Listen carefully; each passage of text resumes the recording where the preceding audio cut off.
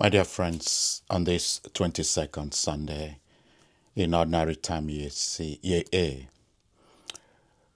Jesus teaches that authentic discipleship always involves a holy surrender, letting go of self-control or self-centered desires so that God can lead us into our true identity and mission. We see the shock of Jesus' words in the gospel of today. Jesus speaks plainly for the first time about his suffering, death, and resurrection. Peter, who just last Sunday proclaimed Jesus as the Christ, cannot accept this. He rebukes Jesus, trying to discourage him from the cross. But Jesus' response is very deep and profound. Get behind me, Satan.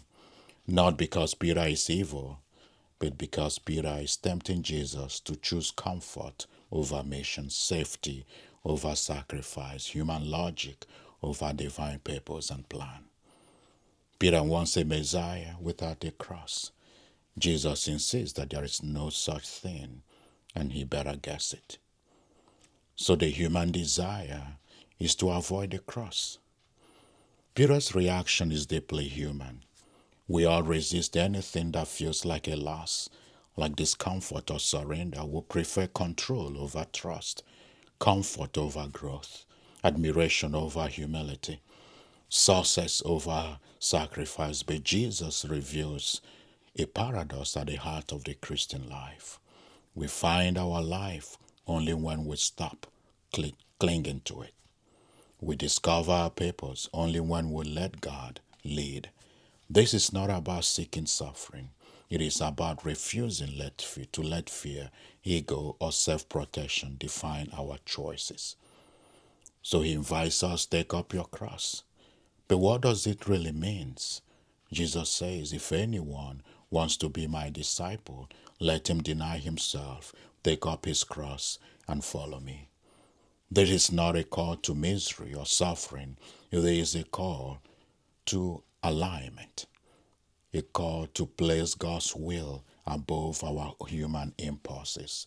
To deny oneself means letting go of the ego that says I must be right, releasing the need to control every outcome, surrendering the habits that keep us spiritually stagnant, and choosing love even when it costs us something.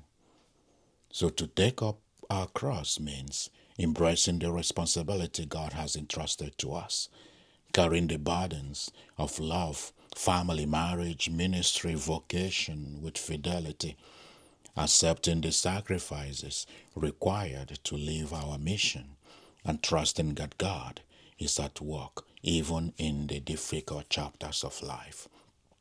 And what does it mean to follow? It means walking behind Jesus, not ahead of him. It means letting his word shape our decisions. It means allowing his spirit to reorder our priorities. The cross is transformative, not a defeat. Jesus did not and does not glorify suffering. He transforms it. The cross is not the end. It is the doorway to resurrection. Every time we choose God's will over our own, something in us dies: pride, fear, selfishness. Something in us rises: freedom, peace, clarity, love, and forgiveness. This is the rhythm of discipleship, dying to false self into the true, authentic self. So where does this touch our lives today, my dear friends? There are crosses we choose, and there are crosses we do not choose. Crosses we choose: forgiving someone who hurt us, staying faithful in marriage when it is difficult, raising children with patience and consistency, serving the church even when we feel tired, choosing integrity when shortcuts seem easier. There are crosses also we do not choose: illness, grief, family conflict, financial strain, loneliness, disappointment, and failures. Jesus does not ask us to carry these alone. He asks us to carry them with Him.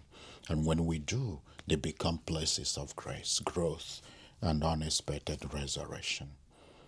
Dear friends, the promise at the heart of the gospel today is that Jesus ends with a promise. Whoever loses his life for my sake will find it. There is not a poetic language, it is spiritual reality. When we surrender our plans, God gives us His.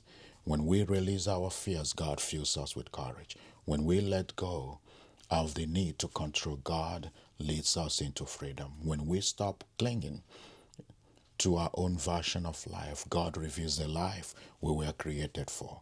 The cross is not the price of discipleship, it is the pathway to transformation. So today, Jesus invites us to ask one honest question. What part of my life is Jesus asking me to surrender so I can follow Him more freely? Maybe it is a habit. Maybe it is fear. Maybe it is resentment. Maybe it's unforgiveness. Maybe it is the need to control everything. Maybe it is the belief that God cannot use my weakness. Whatever it is, Jesus does not shame us. He simply says, "Come behind me, let me lead." So Peter eventually learned to embrace the cross, and through it became the rock of the church. The same grace is offered to us today. May we have the courage to let Jesus lead, the humility to surrender what holds us back, and the faith to trust that every cross we carry becomes a doorway to resurrection. May God help us today and have a beautiful Sunday.